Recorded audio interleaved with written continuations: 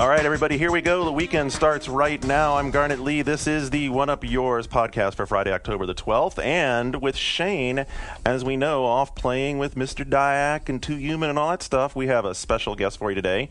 I'm going to let him introduce himself from MTV Networks.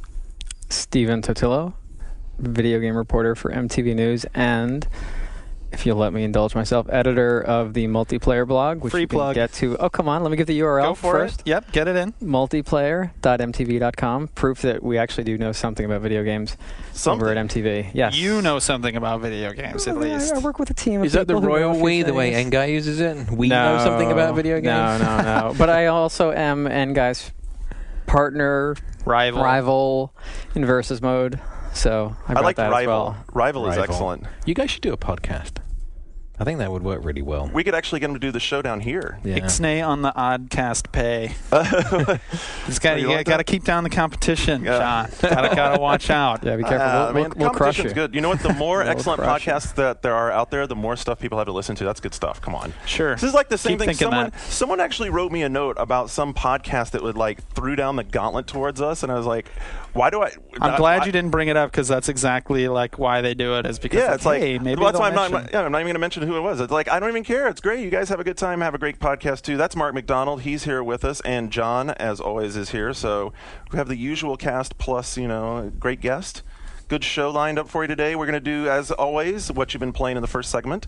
In the second segment, so we have a lot of news to cover. So second and third segments are going to kind of probably blend and morph together some. There's Nintendo news. There's the BioWare pandemic news. Was the news we teased at the end of last week's show? When are we going to do that? I think that might be next week. Oh, yeah. Actually. Well, actually, everyone already sorted it out right away. No. I've been given notes and things that's not supposed to happen until next week. Okay, well, so that won't happen until next week. All right, so that's not going to happen until next week.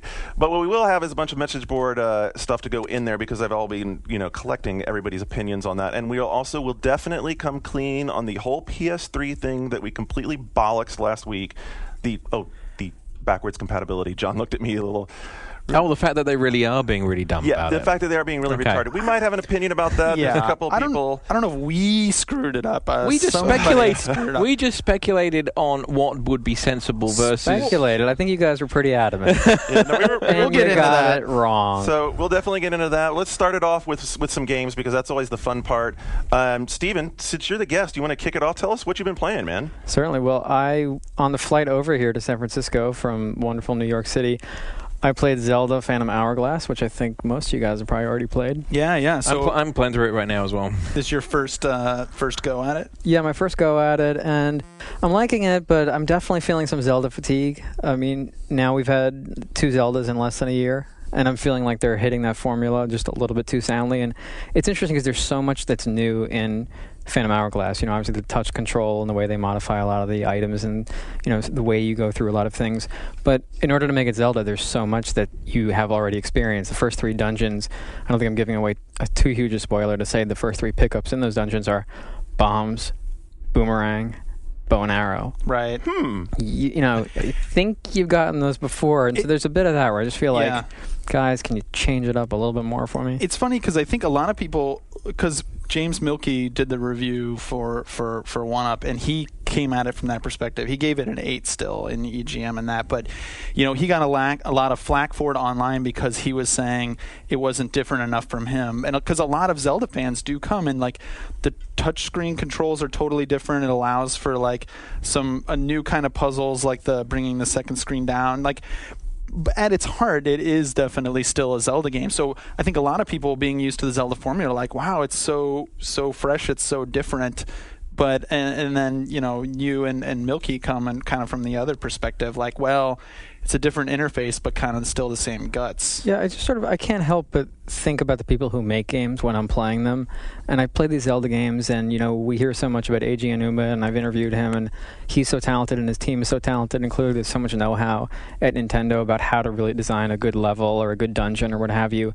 And to think that these guys have been working on the same series again and again, what would make Zelda different enough for me would be a game that has all that thinking behind it, all that expertise behind it, but isn't Zelda. Like, let's see that talent. It's sort of like you have a band that you like, and they're great at what they do. I want a new album from them, but I don't want them singing the exact same song. Well, this the is next the time. Nintendo argument, right? I mean, when was the last time they gave us a new mascot? I mean, they're a very heavily mascot-driven platform in their first-party stuff, right? From Yoshi to they're Mario kind of to trapped. Princess. They want to iterate on the ones that they've got, but then if they break you get the same problem if they broke the mold too much. Then the hardcore fan base would be like, "Oh, that's not what it should be." I don't disagree, but they're sort of in that same situation as a Disney, right, in that regard. And so that's where companies like Pixar have come along and been able to create new characters that had some traction that you were interested in. And I think that's one of those things that Nintendo needs to look into doing. And maybe, I don't know if they have to go down a route of a separate development name or anything like that, but they definitely could use an injection of... I've noticed that I'm playing Phantom Hourglass as a sort of second activity in my life. I'm doing it while doing other things because it's not particularly challenging. No, it is kind of Zelda for babies. Okay, to grab a phrase from one of your other chairs. I was watching TV and playing Phantom Hourglass on Monday night. That's something that does make me sad because, like, my Cheats is playing it and working on a guide, and I'm like, okay, cool. What are we going to have in terms of video? And they're like, you don't really need any video. I'm like, wait, there's a boss, there's one puzzle that's hard, right, that you have to figure out. It's like, no, the game kind of, because I played it in Japanese, and, I know some Japanese, but not enough, and so some of the puzzles were actually like, oh, that's kind of cool, like, steering around the islands or what have you, exactly how you have to get through them. But, in English, I guess it just kind of spells everything out for you. But, like, it's funny what you're saying about, like, needing something different from Zelda. Like, I think actually Nintendo and Aonuma's perspective is that this is something different. Like, Nintendo, they think this really is something different. They see, 20-something women. They even mentioned this, like, today. Sure. And I saw, like, 3 people on the airplane that were all women playing this game. They think that this is a reinvigorating kind of reinvention of the franchise. I like it. Right. I think it's a good 8.5 game. What did James give it? He gave it an 8. Yeah, the other and just one thing to Garnett's point. I mean, you were saying that Nintendo's in a similar position as Disney's in. Well, the difference between Nintendo and Disney is that Disney can have a classic cartoon, Snow White, Bambi, or whatever, and they maybe remaster it, but they really don't have to make the all-new Bambi, with animatronics, or do the Pixar Bambi or something else. They can just keep reissuing Bambi on a new format, DVD after VHS or whatever.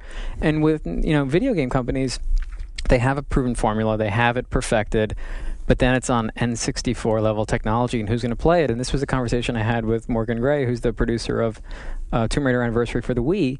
And I just did a interview with him earlier in the week, and we were talking about the idea of video game remakes, and he was coming from it in a direction that I strongly agree with, which is that the video game industry needs more remakes, and that is a way to keep the classics current. And I would think, and he didn't go into this with me, but I would think that that's a way also to free up development resources elsewhere.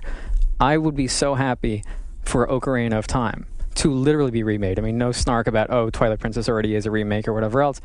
But just keep that game in print in a way that's accessible to people who are looking for modern technology.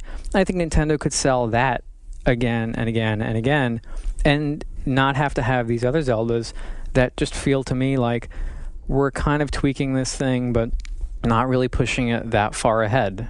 It just would be a different approach. I think it would be an interesting one. Not surprising coming from a Tomb Raider team that has done exactly that and breathed a next generation life into that title. Exactly. So I mean, they're up on it. If you go that route, then I'm excited for it. But I don't know. I mean, can other studios commit that much resources to doing the same game? Right, and that's what Morgan's saying this year. And sure enough, next year they're not going to remake Tomb Raider again. I'm sure Eidos or whatever company's in charge of that franchise next year will want to make a sequel. So I mean, this year it's remakes. They're in vogue. Next year, who knows? What else? What else you been playing? I've been playing some Chibi Robo Park Patrol. Not the world's greatest game, but there's just something addictive to having to plant a field of flowers, believe it or not, and just water them. I've never been into the Harvest Moon game, so I'm not sure why I'm more into this one, but I really enjoyed the GameCube game, which oddly enough isn't about doing household chores. It's about helping Divorce. a family. Right. It's about a family that's splitting up, and the dad has to sleep outside the bedroom because the mom's mad at him that he won't get a job. And I was really looking to this game to be this similar kind of like weird Honey, I Shrunk the Kids kind of physical dynamic, but mixed in with some strange social issue. Nintendo's been pushing it as like this environmental game. And I It asked them that. I think Patrick also did a story on that where he tried to check in with them and see what are they actually doing that's green about this. And there isn't much there, but it's kind of captivating to just keep trying to grow more flowers in there. So I'm playing that. Played Portal, which I know Mark was really into. Yeah. I think that game is fantastic and would be well worth Orange Box's price just for that game alone. It's basically a puzzle. Wait, hold on 1 second. Just for Portal, it would be worth the price. It's that good. Wow. Because I've heard it's good, but I've heard it's very short.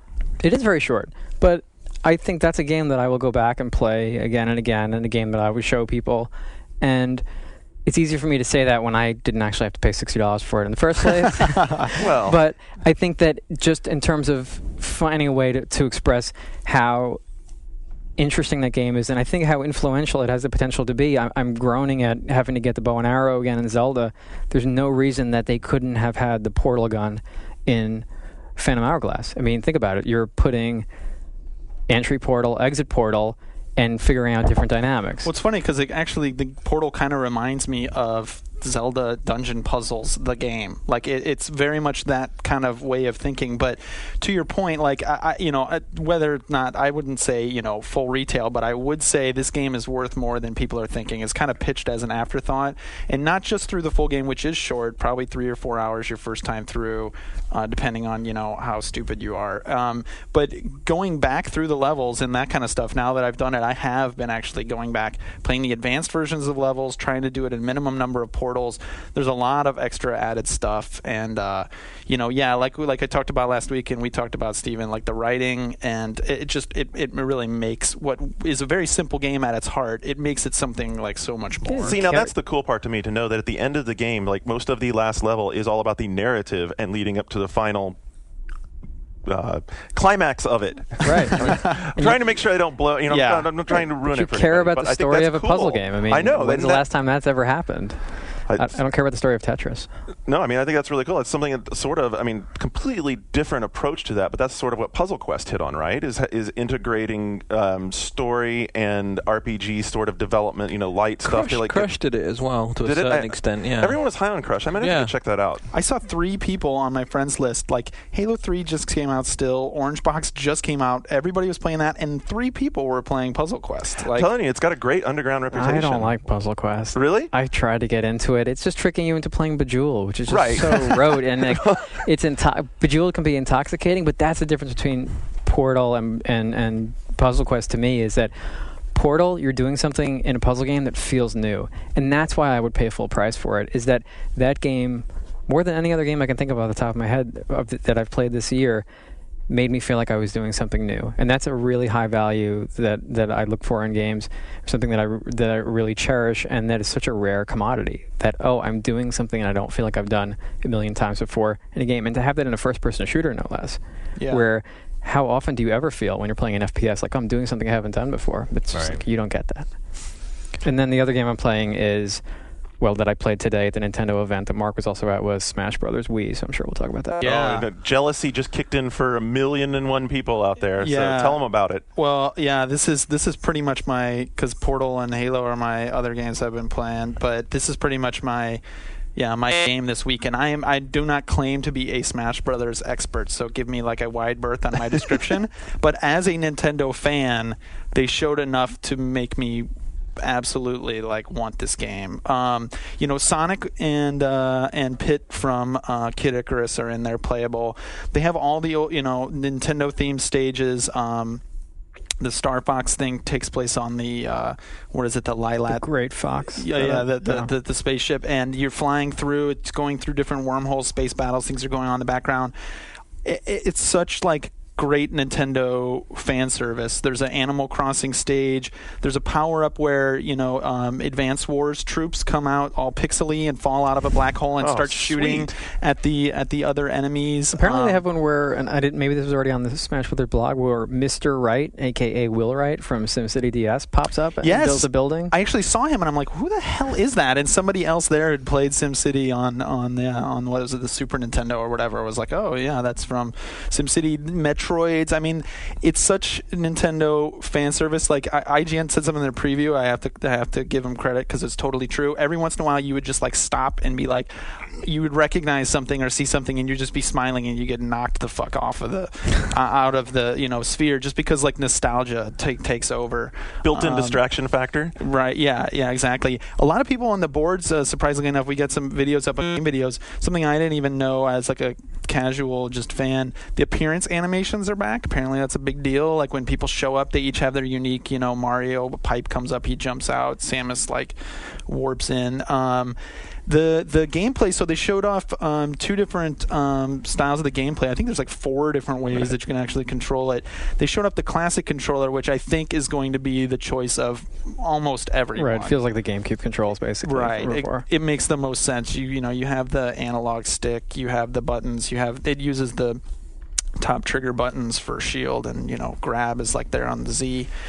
And then they showed the Wiimote one that's just the Wiimote, which is actually what people new to the series will probably use the most, probably unfortunately, because it's the D-pad, first of all. You're holding it horizontally. Okay, so you call it classic control mode. Yeah, and so you're using the D-pad, but one of the buttons, and I can't remember if it was shield or grab, uses B on the back. That's the shield. Yeah. And they apologize for it. When Abe Builder from Nintendo was giving the demo, he said, this may be hard for some of you with bigger hands to hit it. I mean, clearly they're saying this is the control scheme that the casual, the person that got caught in the blue ocean by Nintendo's nets will be using, but those who know better will spring for the classic controller because they're like, you wouldn't really want to do this. It's like your index finger or your ring finger you're using, to it. You don't need all the buttons of the classic controller for Smash Brothers, but you don't want to be having to use that button back there for fast action games. Right, and sadly, I'm not a Smash Brothers expert either, so this is kind of spoil on us, but it was explained to me that one of the major nuances that you're losing when you don't have an analog stick and you have a D-pad instead is that the way that you execute the smash attacks, whereas traditionally you would be just pressing an action button to initiate an attack, you'd use the stick a little bit with the action button to have a stronger attack, but then the smash attack, you smash that stick over. Mm-hmm. The way they've mapped that on the Wiimote only control scheme is button for simple attack, button, then push the D-pad, I think, for the mid-level attack, and then simultaneous pressing for the smash attack. And there's just like becomes more of a timing thing than an aggression thing of whacking that stick over. A little less intuitive, a little more like you have to think about it, which sucks because those are the people that aren't going to want to think about it. The people that don't have the classic controller. Because Smash Brothers is all about. It's just fluid. It's like really fast, fluid game. You hop into it. You pick your favorite characters. And, it's not a hardcore fighter where you're thinking about, I'm going to use this combo to counter this attack, and if he comes at me with this, actually, there is some of that, right? People will tell you, like, the beauty of Smash Brothers is there is that if you want to get that deep, you can get by on button mashing, or there really is like incredibly deep. People play it for a year and are still kind of learning different weird nuances, that kind of stuff. I've never gotten. To me, it was always kind of a button mashy thing, and then the adventure mode. I mean, if you're just looking on the blog, there's so much to that game. They pack in so much. The other thing that they announced was that it was delayed until February 10th, Sunday is when it's going to launch. Isn't that a bummer? I mean, that's got to be a big. But we're going to talk about it in news, I guess, so we can wait for that. But I was bummed when I heard that. It's definite bummer that it's not there for another like big tentpole title for the gamers for this fall for Christmas. But the fact that it's getting online, which some of us were kind of worried because they'd gone quiet on that for so long. But it's not a bad trade-off. Thank God it's getting online in there. And they're going to cram. I know why it's being delayed. It's because Sakurai is like a freak and doesn't sleep and is going to, insists upon cramming in all this millions of stuff. If you looked at any of the recent screenshots, you've seen some of the adventure mode stuff. It's just, if you're, Nintendo fan at all, it's just hitting all of your buttons. And I'm not excited about the multiplayer, to be honest. It's kind of like you and N-Guy with Halo. Now I can I can understand what you Right. guys mean with that game because I care about this is a fighting game, but I care about actually the single player game. Yeah, I'm looking forward to the adventure mode because it's Exactly. like the fan service of theoretically having Mario running side scrolling or whatever through something that's going to have like Sonic references in it, Mhm. which will satisfy the Jones that I don't think I'm going to get from Sonic Mario at the Olympics. So you guys were playing it with the Wiimote, right? No, tried yeah, both. Yeah, I was. Okay, so how relevant on a platform that's very much intrinsically about its control and motion control is it to have one of the early, and it's still early for AAA first-party titles, be a title that just eschews that completely and goes down that, hey, by the way, if you want to play this the best way, you ought to well get this other controller. I think that's not a problem because if you look at the DS, I mean Mario Kart on the DS didn't use much of any of the DS's innovations. You didn't have much going on with the speaker, and the second screen was really just a map and nothing. Touchscreen. I think there was minimal touchscreen control, and I think what Nintendo kind of got across with the Wii Fit or the balance board when they showed that at E3 was that the Wii, they're really not positioning it as the motion control system as much as they're positioned it as the accessibility system, and so. Be it a zapper, which is something that you can just sort of look at and be like, oh, I understand how to hold that, and then that's going to be for shooting games. Or you Right. can look at the control schemes here. I mean, just because, and there is no motion control, by the way, in the remote. And when you play with the remote, you don't shake that to ignite any sort of special move or anything like that. So maybe this is a title that helps blow open the Wii and breaks that myth. Maybe this is a title that says, hey, you know what? It's not just about the controller. Yeah, I Yeah. mean, I would hate it so much more if they shoehorned in some, retarded motion control. No disagreement. No Yeah. disagreement. That's why I was throwing it out there for you guys to talk about. I mean, the fact that it kind of does need the motion controller is kind of. I mean, I'm sorry, not the motion controller, the classic. The classic, controller. right. I think that does kind of say something about the Wiimote. I mean, I loved Metroid Prime. Some of the buttons, it felt like okay, this kind of needed a couple more buttons for this. But that said. I'm still happy to have that option with the Wiimote, and also thank God they didn't put in some stupid shake up to move left or down, whatever. Right, or Yeah. or just some combo heavy. Oh, you to execute this move, or just go spaz out. Right. It's like, come on, you don't need that. I think that actually shows like maturity on Nintendo's part. Yeah. So what else were you digging into lately, Mark? I mean that we pretty much have nailed it. I'm still replaying Portal. I started on Half-Life 2. I played the first hour of Half-Life 2 like 4 different times. I played Really? it. Yeah, I played it on the PC twice. I played it on the original Xbox, and now I've played it on the 360. And that's not a knock at all against Half-Life 2. That's been every time either I had to leave or something else came along. So I'm interested to actually get past that root canal. Which is like the second level, I think, canal with the K, and finally like get the game and sort of see for myself how it's going. You got to, dude. It's fantastic. Yeah. I mean, it's really fantastic. What about you? Are you playing Orange Box? Or You know what? I mean, so this is like the life of doing this sometimes, right? I actually, at work, have been playing Time Shift. Which, I mean, that game is so funny, right? It's like, I feel almost bad for the developers because, they showed it to us, over a year ago, and it was done, in air quotes. It was done. Oh, really? For Atari, remember? Right, and you've heard the whole story, but there were only 7 bugs left. They've Right. gone around with that story now, supposedly redone the whole thing, right? Wow. Well, they have totally redone the whole thing. I remember looking at that game and thinking to myself, wow, this is an ugly, bad game.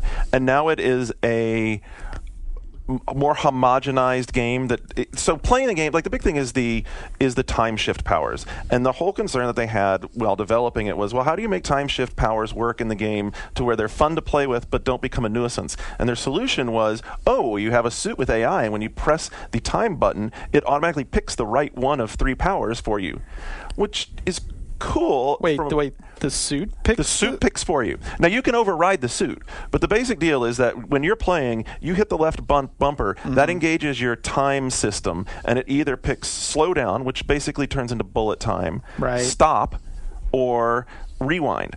Now, but this is not Prince of Persia either. They have some weird conventions about it. So rewind doesn't work like Prince of Persia, where you rewind yourself and everything else. Rewind rewinds the world around you, but not you. Isn't that kind of Blinks the time It is very sweeper? It is very Blinks. It is very Blinks. But here's what I found. Here's what I found playing it is that it's now very much just closer to being a shooter than we're doing a time a time screw with your head sort of thing, because Wait, you don't move in context with it? So the world, so it's Right. like You it's sort don't- of existential time travel. They have a bit in there where you actually break a window pane. You're outside on the fire escape. You go inside. You smash the glass. You go inside the building. You activate the rewind. Since it doesn't affect you, you stay inside the building, but the glass puts itself back together. Yeah. And so if somebody was chasing you, they wouldn't know that you had just broken the glass and gotten in there. okay. And I like that better because the Prince of Persia thing is fine in its own way, but it's more like a reset. I screwed up, or I'm gonna die. And that part I like. That it brings the risk back into it. You cannot you can't run into a room, get shot all to hell, and go, oh, I'll just punch the win button. It's not a win button. And the other thing they do is they've built, and so far, I mean, we only have the first half of the game available in this demo that they gave us, but I think that some of the puzzles are a little oversimplified. Most of them involve, I stop time and then I go over here and I stop time at just the right point and go through this opening that's exposed, or I stop time and go over here and grab this lever or something like that. I hope that there's some more sophisticated uses of it down the road. How far are you into it? I'm 4 levels into it.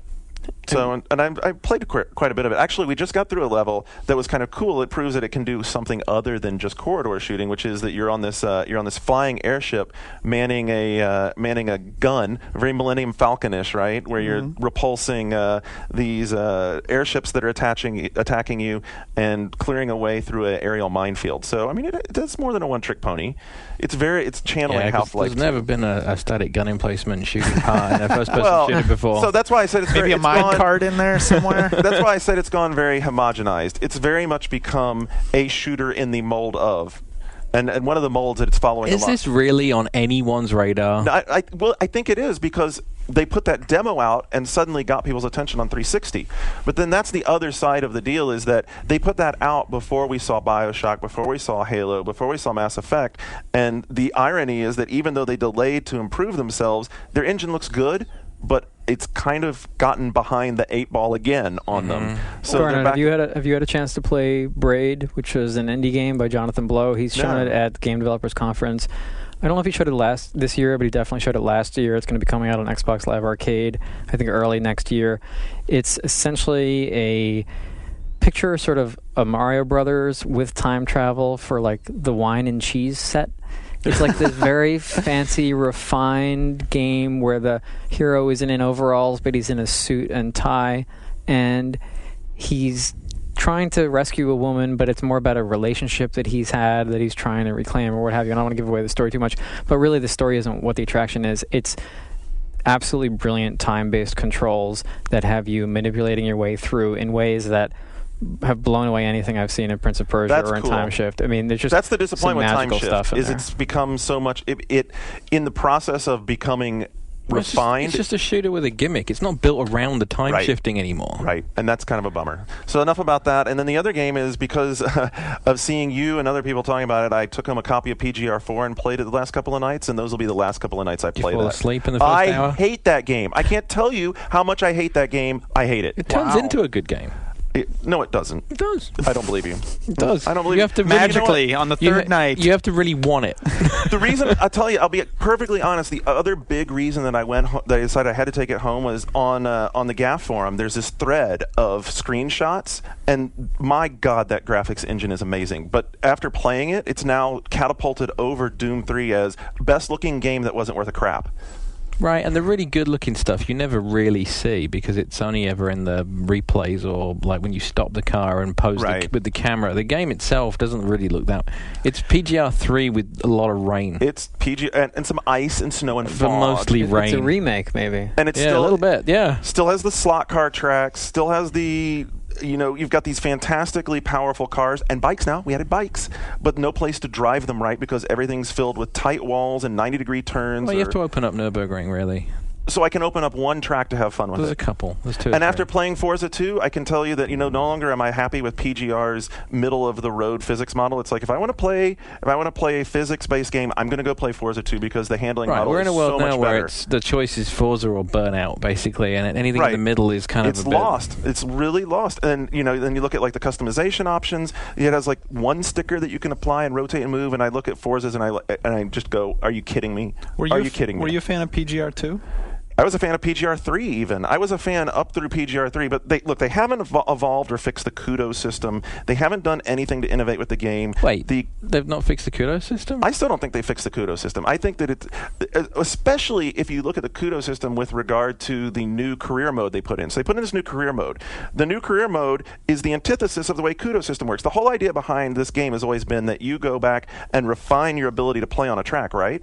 That you kind of keep getting, you learn how to run a track and you think, oh, okay, if I hit this corner just like this, I can slide it, I can power slide it, I can dovetail back into another power slide. Don't do the whole list. Right, you can do like that, right? It's boring. And then it has like the stars, it has the stars that increase. But when you go into that career mode, one shot at one race, no going back, and you can't you can't retry a track, you have to wait until the next season a year later. Yeah. Fuck that. But the kudos system is different now in that it's more tightly wound in with the currency system.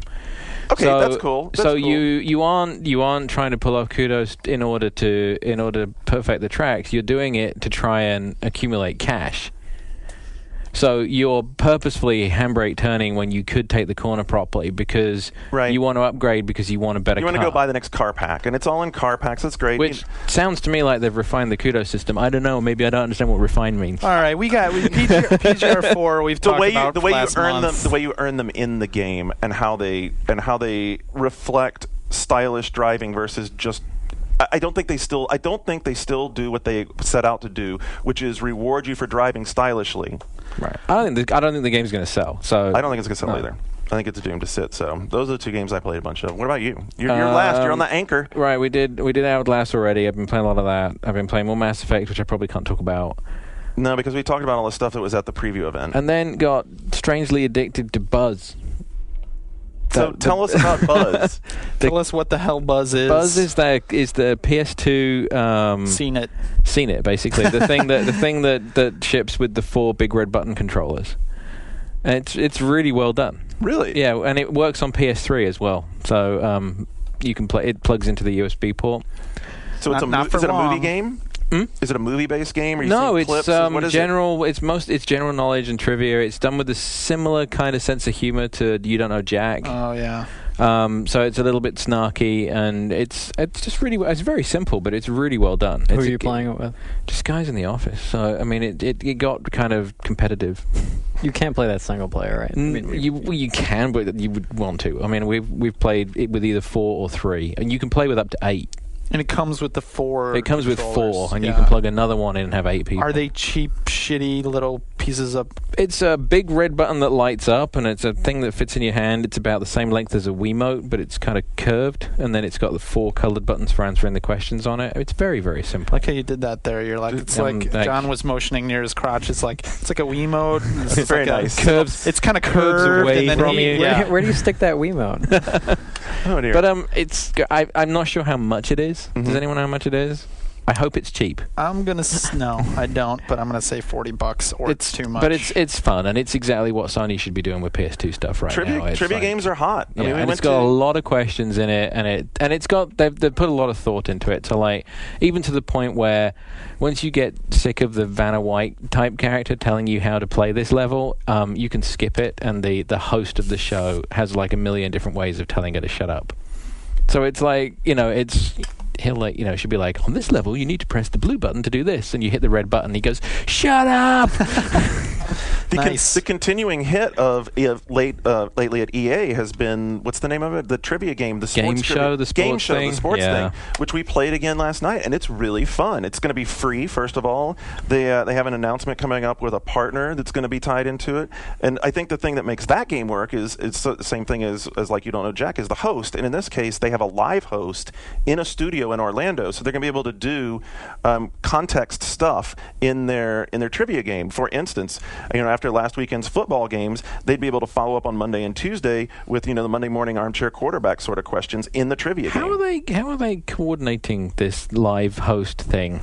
They're just doing it as a web feed, as a streaming broadcast sort of thing. Does that mean everybody in the world is playing in the same game? Yes, basically? I guess so. Everyone's playing in the same space. I think that you just have to connect. When they showed it to us, it had 3 players on each side of the window. So I'm presuming that it probably breaks you into lobbies of 6. I think something like that, yeah. Did I hear that there was some interest in perhaps bringing this little game to Xbox Live or something? Yeah, they'd hinted at it a while ago. Yeah. I mean, it's web based. I mean, it's Right. like EA is doing this push into web based stuff right now because they have that Sims on Stage, which is a web app as well. Mm-hmm. Do you have to type into it, or could you play it on the browsers on It's the all console? clicking. It's just just multiple clicking. choice thing. Yeah. So I could play that on the Wii or on the PS3 then. Yeah. And they show clips in it, and they do audio feeds, visual stuff. I think it's really cool. I think it's a fun I think I will play it. I think I will play it as a sports fan. I definitely think I'll play it. And you're right, EA has been pushing online stuff because they just announced for NBA Live that you're going to be able to get a download, much like in soccer, and have 5-on-5 basketball with all 5 players over the internet being real people. That's cool. I think that's really cool. I mean, there's a small number of people that will use it, and for EA Sports to have dedicated the time to actually do that, I think that's a great commitment. There's some good. One of the other games I've been playing, we can't talk about it for a couple of weeks, but we saw some EA Sports stuff this week that they're really starting to broaden. They're clicking. Yeah. They're clicking again, which is good. It's very good. That's what all those microtransactions are paying for. They ought to be paying for something. Yeah, they definitely have been doing that. I know everyone in the community's had a lot to say about that. When we come back in just a minute on the other side, we will definitely start off with the PS3 no backwards compatibility in the new model discussion, some message board threads. After that news, stick around. We will be right back.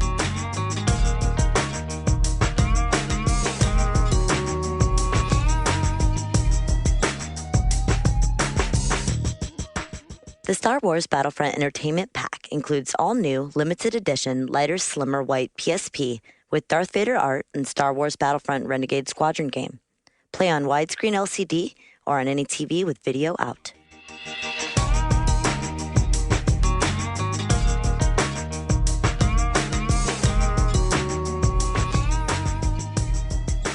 All right, we're back and ready to cop to the fact that we do record on Thursday evenings for the Big Friday show, and as of last Thursday... Yeah, last week we kind of missed the mark on a couple of things.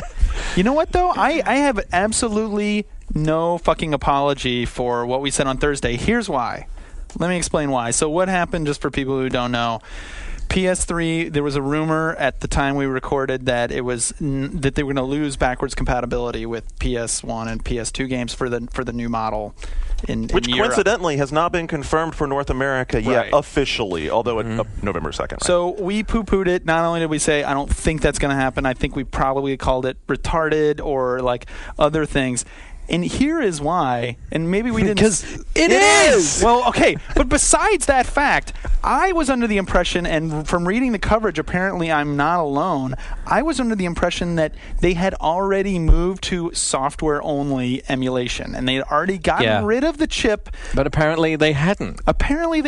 So the fact that it does save them money, okay, I would have never said there's no way they'll do it. If it's going to save them money, they have got to get that PS3 price down. So honestly, now I understand, but I do think it's a mistake because I think it's a weird thing. I think backwards compatibility, I was explaining this to you, John, it's kind of like this weird catch-22. I think backwards compatibility is more important than Sony. It's more important to the user than Sony thinks it is, and conversely, not as important to the user as the user thinks it is. Wait, I thought Sony thought it was super important. Remember them making fun of Microsoft? Remember them promising that their product would always have backwards compatibility? That's when Rumble wasn't important. So right. The universe has shifted on its axis. Oh, okay. They pressed the time shift button where the world moved around them, and I mean, not that we really believe things that any consumer product manufacturer says to us, but this has really become, in the case of the PlayStation 3, one of the quickest backpedaling They're putting sessions. out a bunch of games right now on PS2 that, like I'm playing Buzz. Like, I'm not going to want to move everything around in my living room to be able to play Buzz. I'm just not going to play Buzz. Like, if I have to go get the PS2 out. I mean, all those Guitar Hero 2s that sold last Christmas, the PS2 version. I mean, in those people, you might not even drag out the PS2 games. I've only played like Final Fantasy 12 and maybe God of War 2 on my PS3. That's only 2 games, but it was, for the average consumer, it would be so important to be able to think mentally, okay, now I can move away the PS2 and move in the PS3 and I never have to worry about it again. The biggest one, and we talked about this the other day, me and Mark had a big bitch fest about this the other day, is when Metal Gear comes out and Konami goes back and repackages all the old one in the sort of, Metal Gear Solid catch up with the whole story edition, which you can't play on a 40 gig PS3. Right. They're doing that in Japan. Hopefully they'll do it in America. But even so, some people are going to be like, you know what? I need to get refreshed on Metal Gear Solid 2 because the story is fucking crazy. So I have to, refresh myself. Yeah. So there's a lot of opinions here. On our boards, it was Sniper75 who kicked off the thread about whether or not backwards compatibility on PS3 was important to you. And we got a lot of these similar thoughts that you guys have thrown out there. I don't want all that crap underneath my television. I still have a big library, especially as relates to RPGs. ASSID 707 said that it was very important to him because all of the RPGs that came out on PS1 and PS2 still wants to play many of them that he never played on the PS3. And that's what he's going to have underneath his television. Yeah, I mean, the PS2 Slim will fit under your television as an extra console. I mean, it's not the biggest, I think the biggest pain for people is the fact that it's not the same. It's the same video out, but it's not the same power cord. There's a lot of just moving shit around that's just annoying. You've got to plug something in to play one game. Yeah, and it's pretty remarkable that they have clearly a technology solution in place that's going to allow them to have PS3 games play on a PSP, which we already saw a tease of with Lair.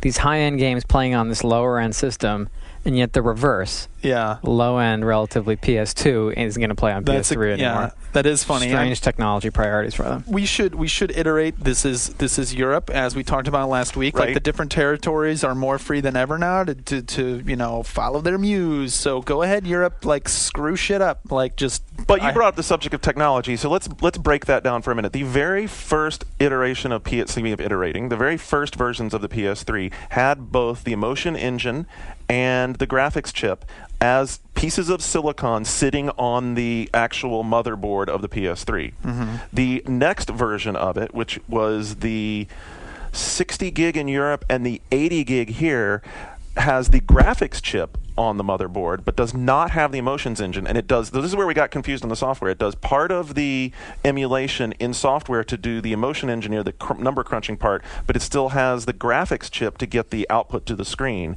And then this new version would have no silicon from PS2 on its motherboard at all. I mean, yeah, okay. And I should also say, to be fair, if I worked at Sony and I was, in charge of the PS3 right now, and that was a thing that was standing between me and a lower price for the PS3, goodbye. Fuck off. But we bitch. Okay, but here's the thing: is it's so important. Okay, so if that gets the price down, that's great. I agree. The price does need to get down because we need more PS3s out there for people to play games on. Then we need to at least be able to commit the engineering resources, like we bitched and made Microsoft do, to get software backwards compatibility, at least for key titles. And it was key title driven at 360. Not everything works on 360. But eventually, enough bitching, we got Psychonauts, finally. Yeah, right? Somehow give people the option. I mean, I don't know exactly how they would do that, but I mean, most of the hardcore gamers that care about that, I know that's their reasoning, have it already, have a PS3. So now we're going to branch out. But I think it's a bigger deal to the Guitar Hero 2 people and the God of War 2 people than they kind of think. At this point, a Guitar Hero 2, there's no way to hook the controller up to the system anyway. So you have to buy a USB adapter, and there's no standard way. What blows me away is that we're now essentially talking about a piece of technology that's 10 years old. And I don't even remember when they showed the PS2 for the first time. The PS2 is so much more advanced than the PS1 that the entirety of the PS1 sits on the chip that's just controlling the DualShock, because that's how powerful the PS2 is. And now the PS3, which is supposedly infinitely more powerful than anything. Shouldn't it be able to run 60 PS2s in Windows on top of one another? If only the PS3 was three PS2s duct taped together, and then you wouldn't have any backwards compatibility problems. I wonder, though, how the eBay sales of the original launch PS3s are going to go, because that was the story, right? That people thought they were going to be worth a lot. Then the market there kind of crashed, and we saw all those graphs of, those prices going right down to retail. If anybody's been sitting on those launch units, I think the value of them is going to go back up, because there are going to be people who are going to want to get those. And again, this was why I jumped on the 60 gig when the prices changed, because I was like, I want one that has the PS2 stuff, because I have a big PS2 library. And yes, actually, I want to get to a point where I don't have a PS2 sitting underneath my television. Well, you want one console. So there you go. I know, this is true. Moving in that direction. I do want one console, but this is neither the time or the place for that. So the other side of the Garnet thinks PlayStation 3 should be only console confirmed, clearly. That's right. You're such a Microsoft hater, Garnet. I know. And just Bastards. 8-Bit Jeff, and you're going to love the irony of this guy's handle versus what he says. 8-Bit Jeff says, I never thought anything good of backwards compatibility. It wastes a lot of man hours, usually compromises the hardware design in some way, and it's not like your old machine is going anywhere. I'd be interested to know if 8-Bit Jeff has downloaded anything on Virtual Console. I don't really, this is the best part, I don't ever really go back to the previous generation to play games anyway. 8-Bit Jeff. He's just had that name since in 1985 or something. And Victory Pickle said that he didn't buy a 360 to play old games, and he's not going to buy a PS3 to play old games. All right. I think this is an interesting thing because in last generation there was a significant jump between PS1 and PS2. When you saw a PS2 game, you were floored compared to what a PS1 game had been. Mm-hmm. When I see PS3 games, I'm not yet to the or 360. I only notice when I go back now because like when you play a PS2 game now, you really are like, oh Jesus! I think they still look good. They still look. They don't. Some of them still look good. God of War still looks good, and that was going to be my comment. Is something like God of War you could still put on and Black and still looks very good, but there's a lot of stuff that doesn't. No, right. I agree. Yeah, there's a lot of stuff that doesn't. Plus, late generation PS2 stuff still looks tolerable and playable. And so their backwards compatibility to me in this generation, especially on a system like PlayStation, where there's such great end of cycle PS2 stuff, does matter. Yeah, I think what's sad about losing the PS2 backwards compatibility, and it is sad in my mind, is that it's just another example of the industry showing negligence to its history. I mean, what I was saying before about Zelda and the remakes, and if only Ocarina of Time was sort of kept in print, as it were, in a way that would be compelling. I mean, certainly, yes, it's on Virtual Console, but it has a graphical style right now that a lot of people would have a hard time with, a frame rate that a lot of people would have a hard time with. And the industry so often leaves its past behind, and by not figuring out a way to keep the PS3 backwards compatible, basically Sony is leaving its PS2 library behind.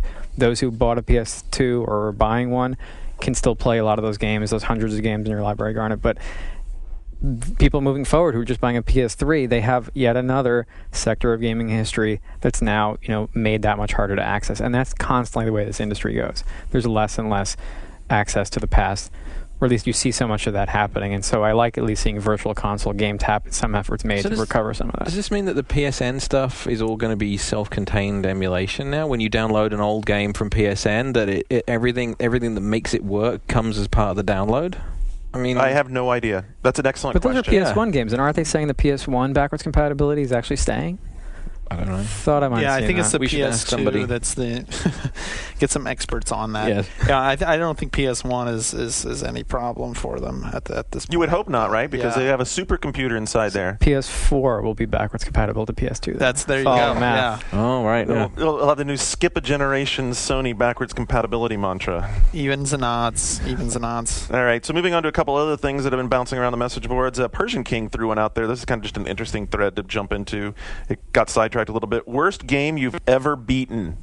So while you guys stop to think about that for a minute, Beyond. That was in there. Yeah, I don't have to wait. I can. That game scarred me. Some came up more often than not. One that came up frequently, and Holden Court was the first one to throw it out there, was The Bouncer, which I can that was shit. I can fully agree with that one. The thing about The Bouncer, come on, it was like 3 hours. Like, how much did you really suffer? Like, Beyond the Beyond was a fucking 35-hour RPG. Like, that is suffering. You really beat Beyond the Beyond? I did, yeah. I had to dude. for a strategy. That's like some Tales of the Sun shit right there. Blue for a strategy guide, that was your reason? That was in there. I was saving Blue that Stinger. one. I beat that damn thing. Oh my god. Why did you keep playing? I was reviewing it. Okay, so you guys have had professional reasons. Like, why were these people still playing their games? Melchizedek, actually, I can't pronounce his name. Whatever. Anyway, he brought up Blue Stinger, and he actually asked in his thread, why did we keep playing this? Well, I know why I kept playing. Because it was an early Dreamcast game, and we just wanted everything on Dreamcast to be good. That's exactly it. Ooh, Turok Evolution. Oh dear God. Was that the black cartridge? Yes. 64 one. Oh, guys, wait. No. The black cart, was that not Evolution? No. The Turok 64 and the black cart. You're thinking of Rage Wars, right? The third one, the multiplayer only one. Yeah. Okay, that was ass. But Turok Evolution was the remake, the one that was going to reinvigorate the series. And this is the one where we got the Tobias Bruckner Awards in EGM for excellence in the field of crapulence, I think is the name of it. It's where we give all the shitty awards every year. EGM does the Tobias Bruckner. It was a Civil War era Southern general on the back. This is the final boss on the back of a robotic T-Rex shooting missiles at you, and we were just like, that's awesome. Yeah, I'm like, I wish I actually played through that. Yeah, so Shane actually played to the end, but he couldn't beat the final boss. You've got boss. Civil War period, you've got prehistoric period, and modern era, all in one boss. It had it all. I know. On paper, it sounds great, doesn't it? But yeah, it was great because in the EGM thing, it's him, and he's wearing a medallion with his own picture on it. It's 64 actually racked up some other votes. One of the other heavy vote getters, and Mindcry kicked this one off, Quest 64. Ooh, man. Oh, yeah. Wow. Yeah. That was the one with the little dude with the cape, right? Yep. Yeah. Yep. Ooh, Eternal Ring? N64 owners were desperate, though. I mean, that was They big were. time. Some of those From Software PS2 launch RPGs, the one with the pumpkin guy, the thing on his head. I'm not sure if it's the Pumpkinhead one, but Eternal Ring is another Eternal one I was Ring, going to bring yeah. up. That game is ass. And it was like, it was like Kingsfield for the PS2. It was like it only existed and sold because it was a launch game. Yeah. They just shit it out. I beat it again for playing it for EGM. Yeah, the last one I regret going through was Wario Thief, I think it was called, which is a DS game earlier this year. Oh, yeah. I heard And, bad things about it. I like the Wario Lands side-scrollers on the Game Boy, and I liked the WarioWare stuff, and I thought that this would be all right. And it was interesting because you could do little handwriting gestures to transform Wario, and I was actually intrigued by how good the handwriting gesture recognition was. Mm-hmm. So I'm like, oh, what's the next crazy gesture they're going to make me draw that it's actually going to understand? And I was into that because at the same time, the early Wii games were coming out where it couldn't understand any of the gestures I was making. So it's kind of an interesting point of comparison. But that's no excuse for playing all the way through. So I feel like I have my own pile of shame. Mm-hmm. And it's not like you guys. The games I never played. It's a reverse pile the of shame. games I should have stopped playing and I didn't. I've got one I don't remember the name of, and you might be able to help me. It was a PS2 launch game. It was a RPG, and Activision published it. Let's see. Whoa. What like And it was like a sort of more modern Summoner? era. It began with an A, I think. Someone will know the game. It was like very, very, very bad. But again, it was one of those games where I played it because, the pickings were pretty slim. PS2 launch period. Backwards compatibility will save us from now on. Microsoft had one of those at the Xbox launch. What was his name? Azuric or something like that? Oh my God, the blue dude? Yeah, it was so terrible. I don't think I finished that, but I played the crap out of that game. It was so awful. Oh, you know what? When that just came to mind, the Mortal Kombat adventure game. Do you remember that? Yeah. I played it. How about With Shadows? Sub-Zero? Shadows of the There was going to Empire? be like a whole series of them. Shadows of the Empire. Which one was that? That was the N64 Star Wars launch game, Shadows of the Empire. Wait, people loved that Yeah. shit. That Came out no. soon after. That came out that first. That thing was a mess. That came out that first fall, that first Christmas Yeah, season. it was the first 3D version of the Hoth battle, which we've of course seen a million times since then. People are Had the going Boba Fett. to rise up and People need take to know multiplayer blog by storm when you speak against it. multiplayer.mtv.com by storm. And no, that game just. There have been so many better Star Wars games, and that's a game that I got the through Boba the Fett end. game. The Boba Fett game, much better. Oh my god! No, there's been so many bad ones. I had to Let's play say that too. Oh, Jesus! Bounty Hunter, whatever it was called. Yeah, you remember that thing was. Yeah. All these old memories now, coming back that are so painful. RTX Red Rock. I had to beat that as well. What the hell was that? There you go. It was a PS2. It was one of when LucasArts was going through this, trying to develop new IP thing. It was like it sounded like a great idea, but the execution was terrible. It was all set on Mars, and it was some like really slow, ponderous adventure set on Mars that was trying to be a little bit Kubrick, a little bit sort of, and it was just it didn't work. And it was full of fail? Yeah, full of fail. Was it not Summoner, the game that you're talking about for the PS2? That's what I thought. It might have been. Was it like it was American developed, Possibly. and like your guys were on screen? They were little, kind of like. I need Final to look Fantasy. this up and be able to confirm it last week, but I could just remember it being just truly terrible. Yeah. Down that Blue Stinger Hall, another like one of those god awful horror survival things that I finished was Run Like Hell. Was that the thing? RLH. RLH. That was the one that had Kate Mulgrew and Lance Henriksen in it, and right? He was like, this has got to get better, doesn't it? It's gonna get No, better. it didn't. No, it fully did not. But so the question though was, what's the worst game? What's the or worst game you ever beaten? So the worst game. So we should all do that real quick. The worst game I ever beat was definitely Mortal Kombat Adventure Sub-Zero. That thing was horrible, terrible. You beat it. I beat it and finished it, and it was terrible. Wow. awful. Damn. Remember there was going to be a whole series. Like the next one I think was going to be Jax. They had already like started Jax, right? Yeah, I think you're right. Yeah. They picked Jax as a character to do next. People love Jax. People did love, man. He hits lots of different demographics. The cybernetically armed, special forces demographic. A lot of RPGs came up in this thread. Pantsless Jedi threw out Chrono Cross. Wow, what? No. That's posting in the wrong thread. People, dude, I'm telling you, you have lived a charmed life if that's the worst fucking game. But I think because I'm starting to think about a game that I know a lot of people will hate me for saying, but. And I'll hold off on saying it for a second, but I think that there are the games that are terrible that you feel bad that you completed, but then there's also games that might be good, but they just took too long and you feel like you wasted your life. Sure. And for me, that was Final Fantasy X.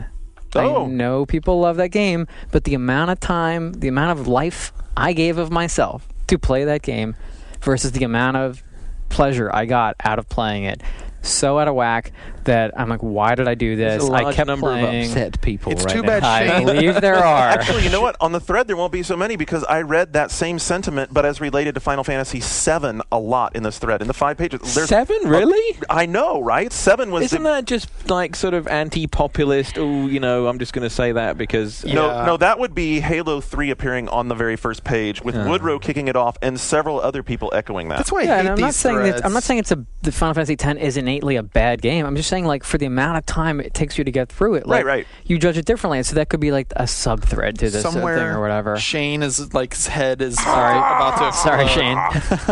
Anybody else have a best of the worst that they want to like?